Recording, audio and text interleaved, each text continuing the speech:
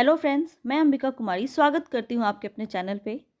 हिंदी साहित्य का इतिहास का क्वेश्चन प्रैक्टिस हम कर रहे हैं और इसमें हम काल विभाजन, नामकरण और साहित्यिक ग्रंथ के बारे में पूरा क्वेश्चन सीरीज़ लेके आए हैं और 30 क्वेश्चन हमने कल देखा था। आज हम लगभग 30 से 50 क्वेश्चन करेंगे। पूरा डिस्कशन के साथ हमने देखा था और उम्मीद है कि आपने 2-3 बार देख के इसको अच्छे से याद कर लिया होगा। वैसे तो आपको एक बार में ही ये याद हो जाएगा क्योंकि हमने इसको काफ़ी बार रिपीट किया था। और वीडियो को अंत तक देखिए ताकि आपको लाभ हो सके। चलते हैं अपने क्वेश्चंस की तरफ। अगर इससे पहले आपने मुझे सब्सक्राइब नहीं किया है तो जाके सब्सक्राइब कीजिए ताकि आपके एग्ज़ाम के प्रिपरेशन में आपको हेल्प मिल सके और सिस्टमैटिक वे में आपको सारे वीडियोस मेरे मिल सकें। पसंद आएगा तो लाइक ज़रूर कीजिएगा और साथ ही साथ अपने साथियों को शेयर कीजिए ताकि वीडियो ज़्यादा से ज़्यादा लोगों तक पहुंच सके। एग्ज़ाम काफ़ी निकट है और इस समय आपको प्रैक्टिस लगाना बहुत ज़्यादा ज़रूरी है, तो हम ज़्यादा से ज़्यादा क्वेश्चन प्रैक्टिस करने की तरफ ध्यान देंगे। चलते हैं अपने क्वेश्चंस की तरफ, ठीक है।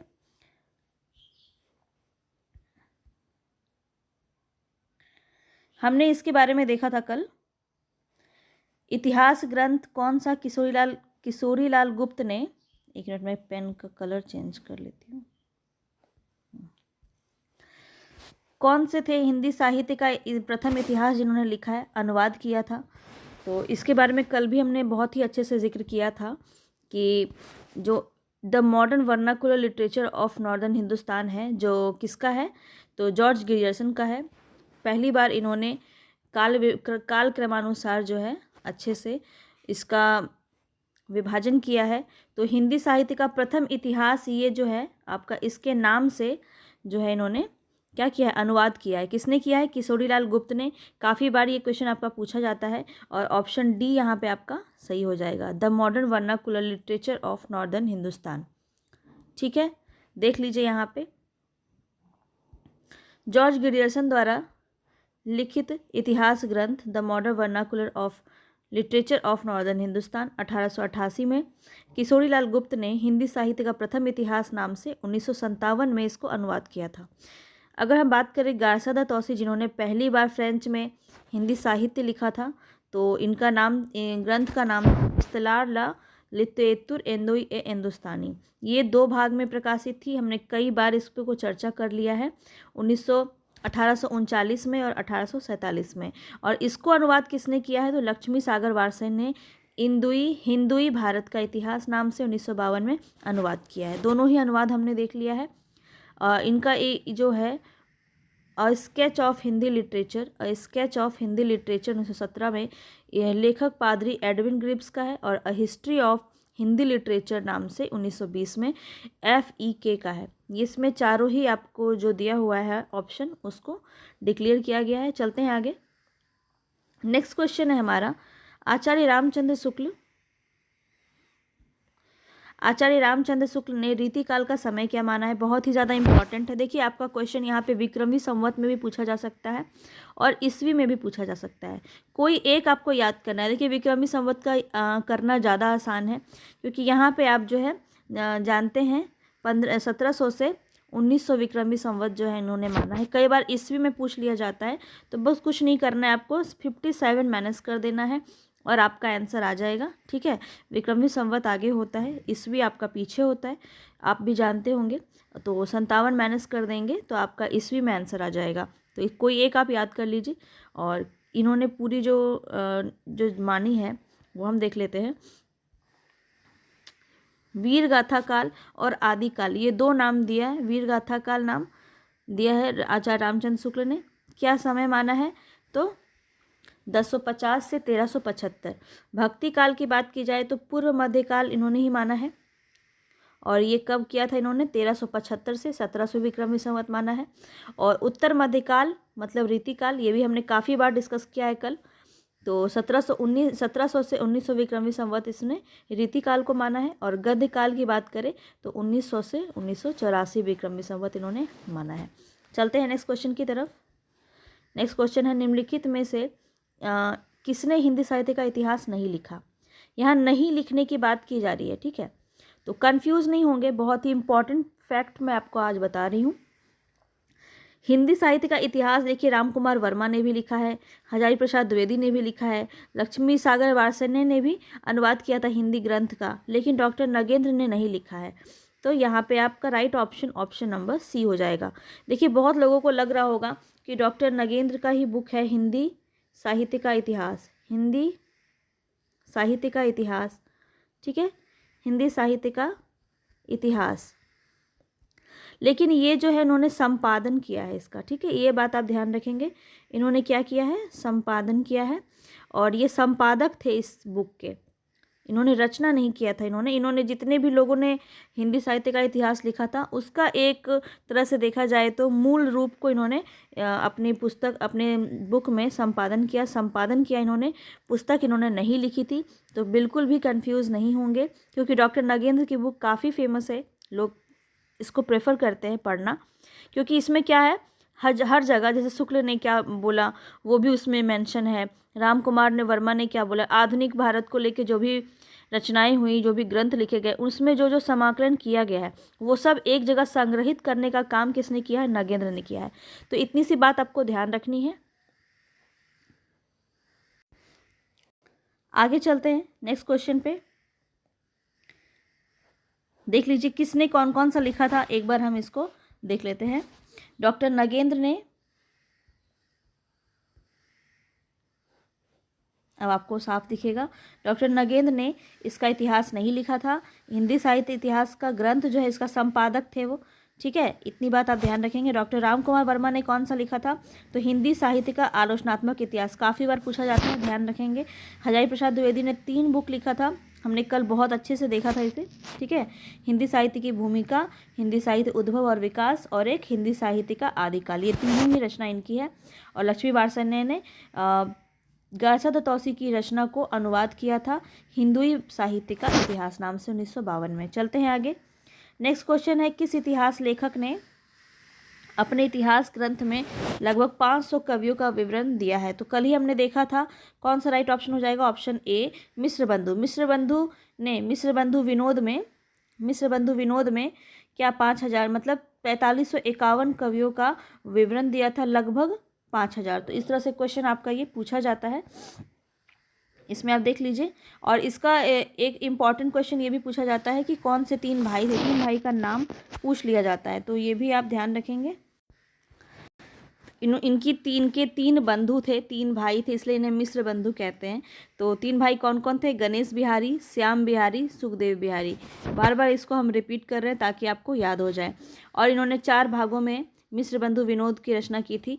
प्रथम 3 भाग जो था, 3 भाग तक जो रचना हुई वो 1913 ईस्वी में हुई, और चतुर्थ भाग का प्रकाशन 1934 में हुआ। इतनी बात आपको ध्यान रखनी है। शिव सिंह सेंगर ने क्या लिखा था, शिव सिंह सरोज लिखा था, और इसमें लगभग इन्होंने 838 कवियों का विवरण दिया है। ग्रियर्सन ने अपने इतिहास ग्रंथ में 952 कवियों का वर्णन किया है। ये सब आप नोट कर सकते हैं, सभी बहुत इंपॉर्टेंट तथ्य मैं आपको बता रही हूँ। आचार्य रामचंद्र शुक्ल ने अपने इतिहास में लगभग 1000 कवियों और लेखकों को शामिल किया है। चलते हैं आगे। नेक्स्ट क्वेश्चन है, आचार्य रामचंद्र शुक्ल के इतिहास ग्रंथ में कालों के नामकरण का आधार क्या रहा है। तो किस आधार पर नामकरण किया गया है रामचंद्र शुक्ल के अनुसार, ये हमें बताना है। तो प्रवृत्ति के आधार पर इन्होंने किया है। हमने पहले भी देखा, आदिकाल के क्वेश्चन अगर आपने मेरे देखे होंगे तो वहाँ पे भी हमने आपको बताया है कि प्रवृत्ति के आधार पर रामचंद्र शुक्ल का नामकरण किया गया है, ठीक है। और ये का विधेय, एक बात और इसमें आप ध्यान रख लीजिए कि विधेयवादी पद्धति का इन्होंने प्रयोग किया। ये भी क्वेश्चन कई बार पूछा जाता है। रामचंद्र शुक्ल ने विधेयवादी पद्धति का प्रयोग किया था, और इनकी जो रचना है, इनका जो ग्रंथ है हिंदी साहित्य का इतिहास, वो 1929 में प्रकाशित हुआ। चलते हैं आगे। इतिहास लेखन की सबसे विकसित पद्धति किसकी है, तो सबसे विकसित पद्धति कौन हो जाएगी, विधेयवादी। यही सबसे ज़्यादा अच्छा माना जाता है, विधेयवादी पद्धति, जिसका किसने किया था, आचार्य रामचंद्र शुक्ल ने इस अनुसरण को अपनाया था और अपने इतिहास ग्रंथ में लिखा था। एक और चीज़ है इसमें देख लीजिए कि यहाँ पे तो देखिए विधेयवादी पद्धति को माना है रामचंद्र शुक्ल ने अपने इतिहास में, लेकिन यहाँ पे फ्रेंच विद्वान तेन, एक फ्रेंच विद्वान है तेन, इन्होंने विधेयवादी पद्धति को सुव्यवस्थित सिद्धांत के रूप में स्थापित किया था।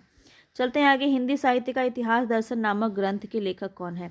हिंदी साहित्य का इतिहास दर्शन यहाँ पे पूछा जा रहा है। और मैंने आपको याद करवाया था कि यहाँ पे कि दर्शन हम कैसे करते हैं, दर्शन हम कैसे करते हैं, लोचन से करते हैं। तो नवीन विलोचन शर्मा यहाँ पे राइट ऑप्शन हो जाएगा, ऑप्शन नंबर बी। लेकिन यहाँ पे देखिए दोस्तों क्या प्रॉब्लम हो रहा है कि हिंदी नाम यहाँ पे हिंदी जो शब्द डाला है ना, इसलिए थोड़ा सा ये क्वेश्चन विवादास्पद है। ठीक है, साहित्य का इतिहास दर्शन नलिन विलोचन शर्मा की रचना है। ठीक है, हिंदी साहित्य जो डाल दिया है इन्होंने, इसीलिए वह त्रुटिपूर्ण हो जाता है। यहाँ पे जो एग्जामिनर को, आयोग को अपना यहाँ पे मार्क्स देना पड़ गया था, क्योंकि यहाँ पे जो है इन्होंने त्रुटि किया है क्वेश्चन को बनाने में। चलते हैं आगे।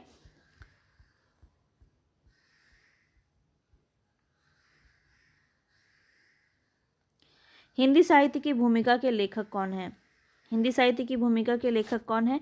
दूधनाथ सिंह, रामदरस मिश्र, रामविलास शर्मा। तो देखिए हिंदी साहित्य की भूमिका हमने आपको कई बार बताया है। यहाँ पे क्या आंसर हो जाएगा? तो रामविलास शर्मा। रामविलास शर्मा ने भी, अगर ये आपको थोड़ा अच्छे से नहीं दिख रहा होगा, मैं इसको थोड़ा ऐसे ही रखती हूँ ताकि ये आपको अच्छे से विजिबल हो। ठीक है, अब इनकी रचना की अगर हम बात करें तो रामविलास शर्मा की जो रचना है हिंदी साहित्य की भूमिका है। और इनकी अन्य रचना की बात करें तो भारतीय सौंदर्यबोध और तुलसीदास, लोक जागरण और हिंदी साहित्य परंपरा का मूल्यांकन, ये इनकी रचना है। दूधनाथ सिंह की बात की जाए, दूधनाथ सिंह की, तो सपाट चेहरे वाला आदमी इनकी कहानी संग्रह है। और निराला की आत्महंता आस्था आलोचना लिखी है इन्होंने। ठीक है, चलते हैं आगे। इनमें से किस साहित्य इतिहास ने अपने इतिहास ग्रंथ में हिंदी के गद्य साहित्य को गद्य का आविर्भाव, गद्य का आविर्भाव, गद्य का प्रवर्तन, गद्य का प्रसार और गद्य की वर्तमान गति नामक खंडों में विभक्त करके विवेचित किया है? बहुत ही इंपॉर्टेंट क्वेश्चन है ये। कौन सा इतिहास ग्रंथ हिंदी के गद्य साहित्य को इतने खंडों में इन्होंने विभाजित किया है? सबसे पहले तो गद्य से आप ये अनुमान लगा सकते हैं, रामचंद्र शुक्ल यहाँ पे राइट ऑप्शन हो जाएगा। इन्होंने ही आधुनिक काल को गद्य काल की संज्ञा दी थी। ठीक है, चलते हैं आगे। हिंदी साहित्य के उत्तर मध्यकाल को कला काल नाम किसने दिया था? हमने एक पूरी लिस्ट देखी थी इस पर। ठीक है, और किसने कहा था? तो राम शंकर शुक्ल रसाल। शंकर से हमने याद किया था कि काल जो है कला काल राम शंकर शुक्ल हो जाएंगे, रसाल। चलते हैं आगे। बाकी यहाँ पे देख लीजिए मिश्र बंधु विनोद ने क्या कहा था। यहाँ पे आपको अलंकृत काल कहा था, किसने? मिश्र बंधु विनोद ने। और यहाँ पे देखें तो विश्वनाथ प्रसाद मिश्र ने क्या कहा था? श्रृंगार काल कहा था। और आचार्य रामचंद्र शुक्ल ने रीति काल भी नाम दिया था, और एक क्या नाम दिया था? उत्तर मध्यकाल। दोनों ही बात आप ध्यान रखेंगे। चलते हैं आगे। The modern vernacular literature of Hindustan के लेखक कौन है? कई बार ये क्वेश्चन हमने देख लिया है। इसका राइट ऑप्शन हो जाएगा जॉर्ज ग्रियर्सन। ठीक है, और इसी रचना का जो है किसने इसका अनुवाद किया था? तो डॉक्टर किशोरीलाल गुप्त। डॉक्टर किशोरीलाल गुप्त ने the modern vernacular literature of Hindustan का अनुवाद किया था। किस नाम से? हिंदी साहित्य का प्रथम इतिहास शीर्षक के नाम से हिंदी में अनुवाद किया था।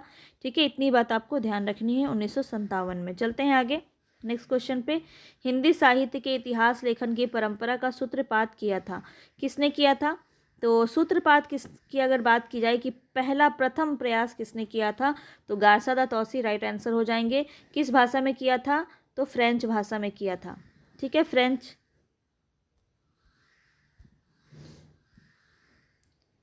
फ्रेंच भाषा में इन्होंने किया था गारसादा तौसी ने। और इनकी जो रचना है इसका नाम क्या था? इस्तेवाल द लित्तेतुर एंदोये हिंदुस्तानी। ये 2 भाग में प्रकाशित हुई थी। रट लीजिए, अच्छे से याद कर लीजिए यहीं पे। ठीक है, 1839 में और 1847 में 2 भागों में प्रकाशन हुआ था ये। चलते हैं आगे। हिंदी साहित्य के उत्तर मध्यकाल को अलंकृत काल किसने कहा? अभी अभी हमने देखा। देखिए, आपको घुमाने के लिए क्वेश्चन पूछ सकता है। उत्तर मध्यकाल को, उत्तर मध्यकाल किसको कहते थे? उत्तर मध्यकाल किसको कहते थे? रीतिकाल को कहते थे।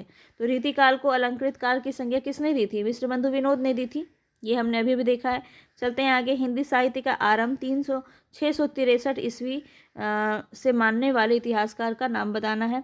तो डॉक्टर राम कुमार वर्मा जो हैं, इन्होंने 693 ईस्वी से स्टार्ट माना है हिंदी साहित्य को। ठीक है, यहाँ पे देख लीजिए 693 ईस्वी से मानने वाले इतिहासकार कौन है? राम कुमार वर्मा है।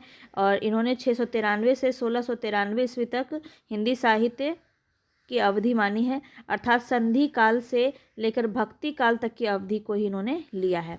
राम कुमार वर्मा ने कहाँ से कहाँ तक लिया है? संधि काल से भक्ति काल। ये दो ही रचना इन्होंने दो ही कालों को इन्होंने डिफाइन किया है अपने ग्रंथों में। चलते हैं आगे। हिंदी साहित्य का उत्तर मध्यकाल को रीतिकाल किस विद्वान ने कहा? तो यहाँ पे क्या हो जाएगा आपका right option? Option number A, Acharya Ramchandra Shukla. ठीक है, रामचंद्र शुक्ल यहाँ पे राइट ऑप्शन हो जाएगा। रीतिकाल भी इन्होंने ही कहा था और उत्तर मध्यकाल भी इन्होंने ही कहा था, ध्यान रखेंगे। बाकी और भी यहाँ पे आप देख लीजिए। मिश्र बंधुओं ने क्या कहा था? तो मिश्र बंधुओं ने कहा था अलंकृत काल, और विश्वनाथ प्रसाद मिश्र ने श्रृंगार काल कहा था, और शिव सिंह सेंगर का यहाँ पे नहीं आता है। वर्ण क्रमानुसार लिखा गया हिंदी साहित्य के इतिहास का प्रथम ग्रंथ निम्नलिखित वर्ण के अनुसार यहाँ पे पूछा जा रहा है।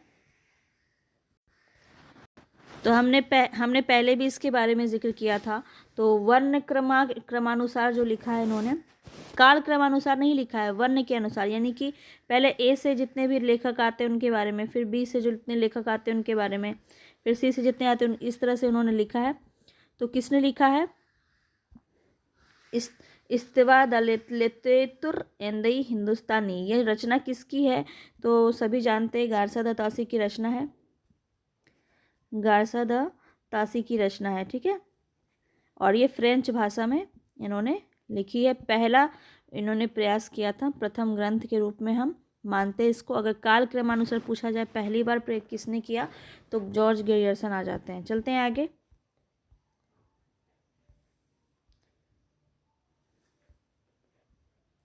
डॉक्टर गणपति चंद्र गुप्त के अनुसार हिंदी साहित्य के इतिहास का पुनर्लेखन किस दृष्टिकोण के अनुसार किया जाना चाहिए?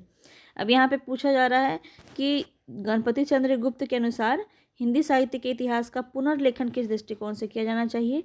तो इन्होंने बताया है स्वतंत्र, तटस्थ और संतुलित दृष्टि से। स्वतंत्र, तटस्थ और संतुलित दृष्टि से। यहाँ पे देख लीजिए, इनकी रचना का नाम क्या था? तो वैज्ञानिक इतिहास। हमने गणेश जी वैज्ञानिक है, इस तरह से हमने इसको याद किया था। गणपति चंद्र गुप्त के अनुसार तटस्थ संतुलित दृष्टि से होना जाना चाहिए। गणपति जी की जो साहित्य ग्रंथ है वो हिंदी साहित्य का वैज्ञानिक इतिहास है, 2 भागों में 1965 ईस्वी में ही लिखा गया।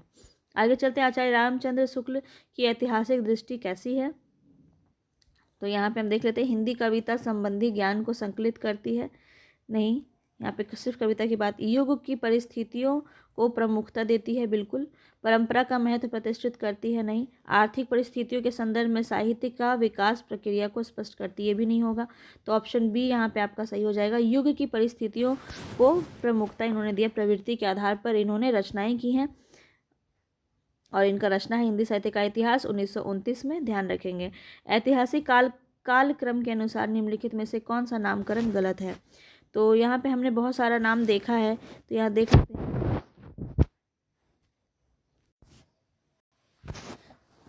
तो यहाँ ऐतिहासिकता के अनुरूप पूछा जा रहा है, तो कौन सा आपका हो जाएगा? रीतिकाल यहाँ पे राइट ऑप्शन हो जाएगा। रीतिकाल जो है वो गलत नामकरण प्रतीत होता है। अगर ऐतिहासिकता के रूप में देखा जाए वर्णन किया गया है, तो आदिकाल भी यहाँ पे हो जाता है। मध्यकाल में दोनों ही आ जाते हैं आपके। ऐतिहासिक की दृष्टि से ये देखा जा रहा है, ठीक है, जिसमें मध्यकाल के अंदर 2 आ जाते हैं, उत्तर मध्यकाल और एक आता है पूर्व मध्यकाल, एक आता है उत्तर मध्यकाल। ये दोनों ही आ जाते हैं। भक्ति काल और रीतिकाल को कहते हैं। संक्रांति काल भी आपका ऐतिहासिकता के अंदर आ जाता है, तो रीतिकाल यहाँ पे राइट ऑप्शन हो जाएगा। आगे चलते हैं। निम्नलिखित में से किस लेखक ने कालों की रचनाओं की विशेष प्रवृत्ति के अनुसार उनका नामकरण किया है? यहाँ पूछ रहा है कि प्रवृत्ति के अनुसार किसने किया है। हमने अभी देखा, आचार्य रामचंद्र शुक्ल ने प्रवृत्ति के अनुसार नामकरण किया है। और विधेयवादी पद्धति से इन्होंने रचनाएं की हैं, ये भी ध्यान रखेंगे। ये उनका डेट है, ये भी आप ध्यान रखिएगा, विक्रमी संवत में है। निम्नलिखित में से क्या हिंदी साहित्य इतिहास लेखन का आधार या स्रोत नहीं हो सकता? तो नहीं होने की बात यहाँ पे की जा रही है। तो यहाँ ये तो बहुत ही आसान है। विभिन्न युगों की आंतरिक और बाह्य परिस्थितियों पर प्रकाश डालने वाली सामग्री, ठीक है। रचनाओं का मौखिक उल्लेख कैसे कर सकते हैं?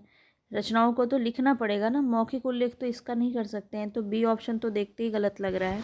बाकी भी हम देख लेते हैं। शिलालेख का स्रोत हम लेते हैं, और साहित्यकारों की प्रकाशित और अप्रकाशित रचनाएं।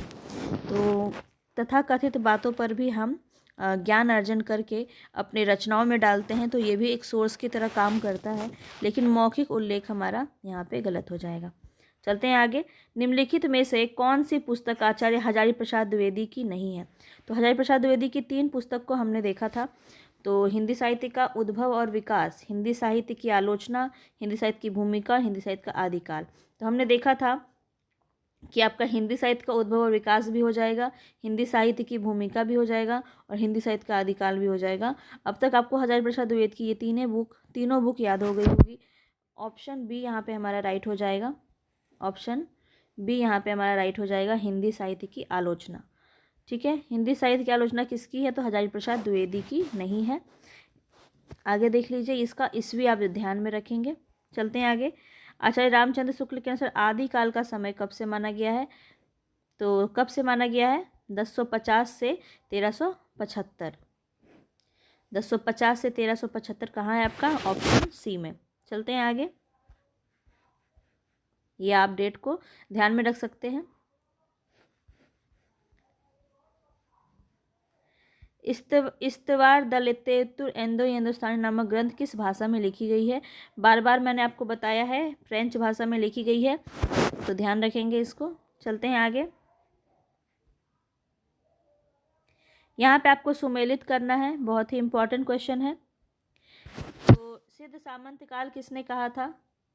सिद्ध सामंत काल कहा था राहुल सांकृत्यायन ने। चारण काल किसने कहा था? जॉर्ज ग्रियर्सन ने। प्रारंभिक काल किसने कहा था? प्रारंभिक काल किसने कहा था? आदिकाल तो कहा था हजारी प्रसाद द्विवेदी ने। ठीक है, हजारी प्रसाद द्विवेदी ने कहा था। प्रारंभिक काल गणेश चंद्र गुप्त ने कहा था। यहाँ पे तो गणेश चंद्र गुप्त ऑप्शन में ही नहीं है, हम इसको देख लेते हैं। यहाँ पे देखिए, यहाँ पे मुझे तो ये गलत ही लग रहा है, आप यहाँ पे करेक्ट कर लीजिएगा। प्रारंभिक काल जो है गणपति चंद्र गुप्त ने कहा था। ठीक है, गणपति हो सकता है मिसप्रिंट हो इसमें, ठीक है, गणपति चंद्र गुप्त ने कहा है। और मिश्र बंधु मिरोध ने क्या कहा है? आरंभिक काल कहा है, आरंभिक काल। तो आरंभिक काल किसने कहा है? मिश्र बंधु ने। और प्रारंभिक काल किसने कहा है? गणपति चंद्र गुप्त ने। तो अब ये क्वेश्चन तो ऐसे भी आपका सही नहीं लगा मुझे, और इस तरह से ही आप याद रखेंगे, क्योंकि यही प्रासंगिक है। और इसमें ऑप्शन की दृष्टि से आप तब देख सकते हैं कि बाकी आप मिला के तो कौन सा सही हो रहा है। आरंभिक और प्रारंभिक में कई बार लोग कंफ्यूज हो जाते हैं, लेकिन प्रारंभिक काल जो कहा है उन्होंने गणपति चंद्र गुप्त ने कहा है। ठीक है, हमने स्टार्टिंग में भी देखा था। आदिकाल नाम देने वाले का नाम बताना है, तो कौन हो जाएंगे? Hazari Prasad Dwivedi. Right option, option number D. चलते हैं आगे, देख लीजिए यहाँ पे आप देख सकते हैं। चलते हैं आगे। अब अगर प्रारंभिक काल में तो यही देख रही हूँ कि प्रारंभिक काल अगर गणपति चंद्र गुप्त नहीं है अगर, तो मिश्र बंधु को भी मान लिया जा रहा है। तो ध्यान रखेंगे, ऐसे मिश्र बंधु ने आरंभिक काल कहा था, लेकिन अगर ऑप्शन में ना हो तो हम प्रारंभिक काल को भी मिश्र बंधु में मान रहे हैं इसमें। ठीक है, देख लीजिए यहाँ आगे। लेकिन अगर ऑप्शन में आपका गणपति चंद्रगुप्त है तो वही वैज्ञानिक उन्होंने ही कहा था। ठीक है, प्रारंभिक काल। आगे चलते, ज्ञान राशि के संचित कोश का नाम साहित्य है। यह जो कथन है ये किसका है? तो यह कथन हो जाएगा पंडित महावीर प्रसाद द्विवेदी का। ध्यान रखेंगे, ये क्वेश्चन आपका काफ़ी बार पूछा गया है। और महावीर प्रसाद द्विवेदी की बात की जाए तो इनके बारे में एक क्वेश्चन काफ़ी इम्पोर्टेंट है। सरस्वती पत्रिका जो है इन्होंने कब उन्होंने ली है, तो 1903 से 1920 तक इन्होंने संपादन किया था। सरस्वती पत्रिका का काफ़ी बार ये क्वेश्चन आपका पूछा जाता है, द्विवेदी युग से संबंधित है। आगे चलते हैं। हिंदी साहित्य के इतिहास का काल विभाजन करने वाले प्रथम इतिहासकार कौन है? तो हिंदी साहित्य का प्रथम काल विभाजन करने वाले कौन हो जाएंगे, हमने बताया आपको यहाँ पे। चलते हैं आगे। आचार्य रामचंद्र शुक्ल ने वीर गाथा काल नाम आदिकाल को किसने दिया? रामचंद्र शुक्ल के वीर गाथा काल को आदिकाल नाम किसने दिया? तो आदिकाल किसने दिया था? हजारी प्रसाद द्विवेदी ने। ध्यान रखेंगे, ये आप पूरा लिस्ट यहाँ पे देख सकते हैं। ठीक है, चलते हैं आगे। पंडित विश्वनाथ प्रसाद मिश्र के मत से रीति काल का नाम श्रृंगार काल होना चाहिए, क्योंकि? तो इसके ऑप्शंस हम पहले देख लेते हैं। रीतिकाल नाम रखने से उसके विभाजन का मार्ग बंद हो जाता है। ठीक है, ये श्रृंगार के अतिरिक्त किसी भी विषय में नहीं लिखा गया, ये तो गलत है। बहुत सारी रचनाएं हुई थी, भक्तिपरक भी रचनाएं हुई थी। रीति निरूपक काव्य ग्रंथ भी काफ़ी किया गया था। रीतिकाल जो हमने किया उसमें हमने बहुत सारे क्वेश्चंस ऐसे देखे हैं। सभी कवि जो हैं राधा कृष्ण के माध्यम से श्रृंगार का वर्णन करते हैं, ऐसा भी नहीं है। इसमें जो है काफ़ी नायक और नायिका का वर्णन भी देखने को मिलता है, जैसी का पद्मावत भी आप देखते हैं। श्रृंगार और प्रेम रस की रीतिकाल मुख्य विषय है, तो श्रृंगार और प्रेम रस ही लिखा है यहाँ पे। ही से आप यहाँ पे इसको गलत मान सकते हैं कि सिर्फ श्रृंगार और प्रेम रस का ही वर्णन किया गया रीतिकाल में, तो ऐसा भी नहीं है। तो यहाँ पे तो हमें ऑप्शन ए ही सही लग रहा है। रीतिकाल नाम रखने से उनके विभाजन का मार्ग बंद हो जाता है, तो इसीलिए श्रृंगार काल नाम होना चाहिए, क्योंकि रीतिकाल नाम रख देने से सिर्फ रीति निरूपक ग्रंथ ही उसमें शामिल हो पाएंगे, इस वजह से। चलते हैं आगे।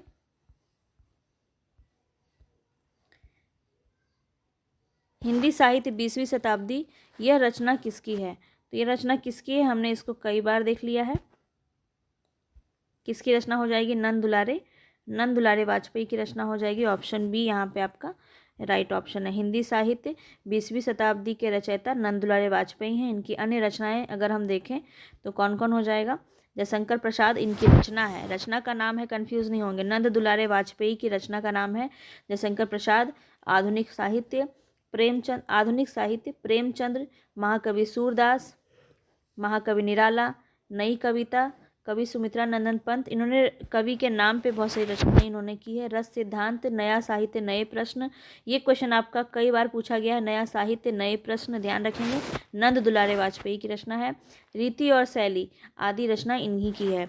निर्मला जैन की बात की जाए तो हिंदी साहित्य की प्रमुख महिला आलोचक रही हैं, और हिंदी आलोचना की 20वीं सदी रस सिद्धांत और सौंदर्यवाद, कविता का प्रति संसार, यह इनकी आलोचनात्मक कृति है। और नामवर सिंह का हमने देखा था, कविता के नए प्रतिमान, दूसरी परंपरा की खोज, इतिहास और आलोचना, वाद विवाद संवाद, आधुनिक साहित्य की प्रवृत्तियाँ, ये इनके मुख्य आलोचक इन्होंने देखा है। कविता कौमुदी के संग्रहकर्ता कौन हो जाएंगे? कविता कौमुदी की बात की जा रही है तो कौन हो जाएंगे यहाँ पे? राम नरेश त्रिपाठी। यहाँ पे राइट ऑप्शन डी हो जाएगा, कविता कौमुदी। इसके संग्रहकर्ता राम नरेश त्रिपाठी हैं। और इनके बारे में क्या बातें की जा रही है कि कविता कौमुदी में 15,000 से अधिक लोकगीतों का संग्रह है। ये भी आप ध्यान रखेंगे, यहाँ से क्वेश्चन आपका पूछा जाता है। और इसमें काव्य के विविध रूपों, सोहर, कजरी, बिरहा, विवाह गीत, विदाई गीत इसमें शामिल है। इनके बारे में इतना तथ्य यहाँ पे दिया हुआ है। राम नरेश त्रिपाठी स्वच्छंदवादी कवि है। क्वेश्चन आपका ऐसे पूछा जाता है कि कौन कवि इनमें से स्वच्छंदवादी है या नहीं है, तो राम नरेश त्रिपाठी जो है वो स्वच्छंदवादी कवि है। इनकी जो प्रमुख रचना है वो मिलन, पथिक, स्वप्न, ये सब इनकी प्रमुख ये खंड काव्य है। 3 काल्पनिक खंड काव्य है। ठीक है, राम नरेश त्रिपाठी कवि ने कविता कौमुदी शीर्षक से 8 भागों में ग्राम गीतों, उर्दू, बांग्ला, संस्कृत कवियों का संकलन और संपादन भी इन्होंने किया है। मिश्र बंधु में कौन सा शामिल नहीं है? तो हमने कई बार आपको ये क्वेश्चन करा दिया है। तो केशव बिहारी यहाँ पे नहीं है। गणेश बिहारी, श्याम बिहारी, सुखदेव बिहारी, ये 3 बंधु, तीनों भाई थे और इन्होंने मिलकर मिश्र बंधु विनोद की रचना की थी। चलते हैं आगे। मिश्र बंधु के अनुसार हिंदी का प्रथम गद्य लेखक कौन है? मिश्र बंधु के अनुसार पूछा जा रहा है तो कौन हो जाएंगे यहाँ पे? Option number B Gorakhnath right option हो जाएगा। हिंदी के प्रथम गद्य लेखक की बात की जा रही है तो यहाँ पे हम देख लेते हैं गोरखनाथ की गोरखबानी प्रसिद्ध है जो कि पीताम्बर दत्त बर्दवाल ने इसको संपादित किया था। इतनी बात आप ध्यान रखेंगे, ये क्वेश्चन भी आपका पूछा जाता है। गोरखनाथ की रचनाओं को पीताम्बर दत्त बर्दवाल ने गोरखबानी नाम से संपादित किया और सरहपा को हिंदी का प्रथम कवि स्वीकार किया। सरहपा को हिंदी का प्रथम कवि स्वीकार किया। किसने किया? तो राहुल सांकृत्यायन ने किया था। चलते हैं आगे। हिंदी साहित्य के इतिहास ग्रंथ की रचना निम्नलिखित में से सबसे पहले किसने की? हिंदी साहित्य के इतिहास की रचना पूछी जा रही है, सबसे पहले किसने की? अब यहाँ पे आपको ऑप्शन के अकॉर्डिंग आंसर करना है। तो यहाँ पे राइट ऑप्शन हो जाएगा हमारा शिव सिंह सेंगर। शिव सिंह सेंगर ने ऑप्शन के अकॉर्डिंग तो प्रथम इन्होंने ही इतिहास ग्रंथ लिखा साहित्य का। और कैसे है आप डेट के साथ इसको याद रखेंगे। यहाँ पे आप देख लीजिए 1883 में शिव सिंह सेंगर ने शिव सिंह सरोज की रचना की थी, ठीक है। और इसमें लगभग 1838 कवियों का वर्णन है इसमें, ठीक है। भाषा कवियों का वर्णन है इसमें 838 लगभग 1000। और जॉर्ज ग्रिजर्सन की बात की जाए तो 1888। कई लोगों को लग रहा होगा जॉर्ज ग्रिजर्सन यहाँ पे राइट ऑप्शन होगा, लेकिन अगर हम वहाँ पे ऑप्शन की दृष्टि से देखें तो 1888 ईस्वी में जॉर्ज ग्रिजर्सन है और उससे पहले ही शिव सिंह सेंगर ने कर दिया था 1883 में, इसलिए राइट ऑप्शन हो जाएगा हमारा। और मिश्र बंधु ने 1913 में किया था और रामचंद्र शुक्ल ने 1929 में। ये सारे डेट आप याद रखेंगे। शिव सिंह सरोज की रचना काल क्या है? तो यहाँ पे अभी अभी हमने देखा 1833 यहाँ पे राइट 1833 नहीं 1883 हो जाएगा। यहाँ पे देखिए ऑप्शन ही गलत है, ऑप्शन गलत है। यहाँ पे आप देख लीजिए, तथ्य को हम देख लेते हैं, विकल्प ही गलत इसमें दिया हुआ है। 1883 हो जाता है इसका रचना काल। शिव सिंह सरोज नाम से इन्होंने 1883 में लिखा था और 1000 कवियों का वर्णन इसमें देखने को मिलता है।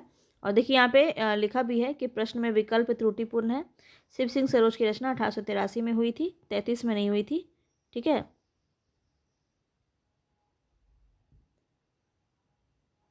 चलते हैं आगे। निम्नलिखित में से किस रचनाकार ने अपना लेखन गद्य तक ही सीमित रखा? तो सिर्फ गद्य तक ही सीमित रखा किसने? प्रेमचंद ने। यहाँ पे प्रेमचंद से हो जाएंगे। बाकी सभी ने आदिकाल में भी लिखा है, नगेंद्र ने भी लिखा है, रामचंद्र शुक्ल ने भी, रामविलास शर्मा ने भी। यहाँ पे राइट ऑप्शन प्रेमचंद हो जाएगा। चलते हैं आगे। अपभ्रंश को पुरानी हिंदी सर्वप्रथम किसने कहा? तो अपभ्रंश को पुरानी हिंदी कहने वाले कौन थे? चंद्रधर शर्मा गुलेरी। चलते हैं आगे।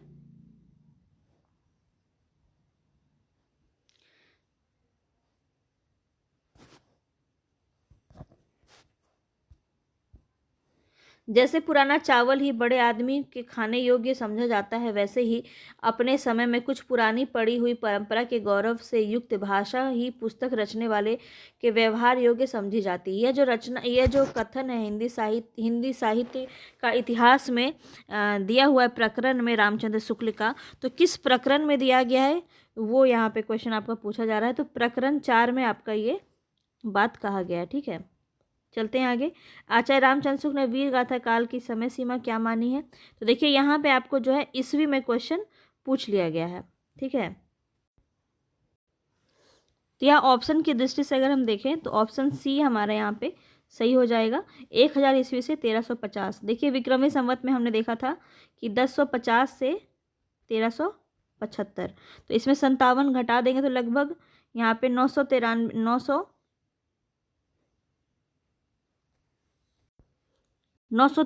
से स्टार्ट होना चाहिए, लेकिन ऑप्शन में अगर देखा जाए तो 1000 ही सही यहाँ पे लग रहा है, इसीलिए हम ऑप्शन सी को लगाएंगे।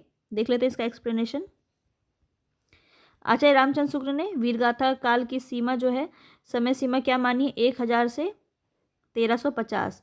मूल रूप से देखा जाए तो 993 यहाँ पे होता है। तो विक्रमी संवत में आप इसको याद रखिए और 57 माइनस करके आंसर निकाल सकते हैं। हिंदी शब्द सागर संपादित ग्रंथ है। हिंदी शब्द सागर किसका संपादित ग्रंथ है? तो श्याम सुंदर दास का।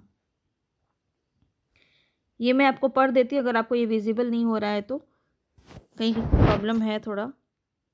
हिंदी शब्द सागर नामक ग्रंथ श्याम सुंदर दास के द्वारा संपादित किया गया था तथा काशी नागरी प्रचारणी सभा द्वारा प्रकाशित किया गया था। ये किस में प्रकाशित किया गया था अगर पूछा जाएगा तो काशी नागरी प्रचारणी सभा में। और हिंदी शब्द सागर के नाम से ये जो ग्रंथ लिखा है ये किसने लिखा है? श्याम सुंदर दास ने लिखा है। आचार्य रामचंद्र शुक्ल के द्वारा हिंदी साहित्य का इतिहास 1929 में लिखा गया। और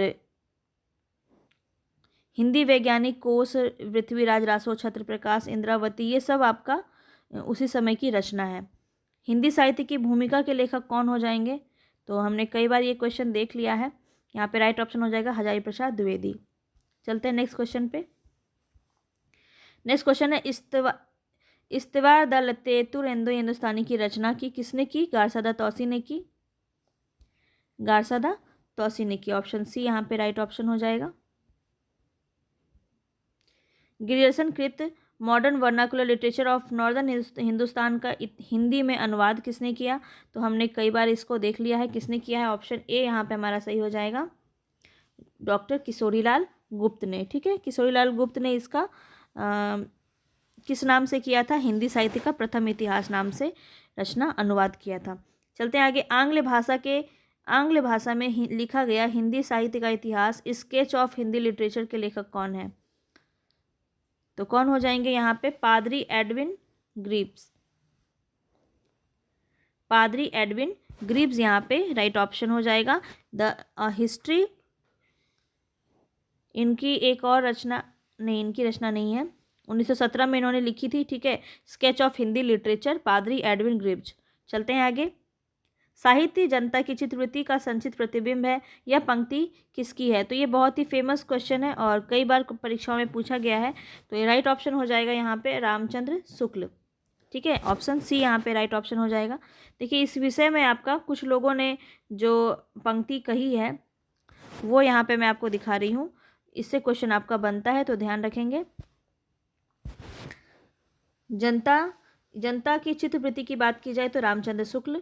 कविता का विषय मनोरंजन एवं उपदेशजनक होना चाहिए, महावीर प्रसाद द्विवेदी ने कहा है।